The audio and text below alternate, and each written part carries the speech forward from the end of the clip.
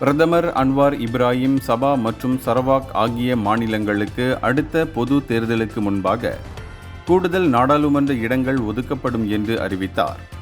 இதன் மூலம் கிழக்கு மலேசியாவின் பிரதிநிதித்துவத்தை வலுப்படுத்துவதற்கான அரசின் உறுதிப்பாட்டை அவர் மீண்டும் உறுதிப்படுத்தியுள்ளார். இருப்பினும் இந்த அதிகரிப்பு போர்னியோ மாநிலங்கள் வரலாற்று ரீதியாக கோரும் 1/3 இடங்களுக்கு உத்தரவாதம் அளிக்காது என்றும், அதற்கு பதிலாக அவற்றின் தனித்துவமான நிலை மற்றும் தேவைகள் அங்கீகரிக்கப்படுகின்றன என்றும் அவர் தெளிவுபடுத்தினார். அன்வாரின் இந்த அறிக்கை பிராந்திய செல்வாக்கை சமநிலைப்படுத்தவும் ஒற்றுமையை வளர்க்கவும் நோக்கமாக கொண்ட தொடர்ச்சியான தேர்தல் சீர்திருத்தங்களை காட்டுகிறது. நாடாளுமன்றத்தில் சபா மற்றும் சரவாக்கிற்கு அதிக சுயாட்சி மற்றும் சமத்துவத்திற்கான கோரிக்கைகளுக்கு மத்தியில் இந்த உறுதிப்பாடு வந்துள்ளது.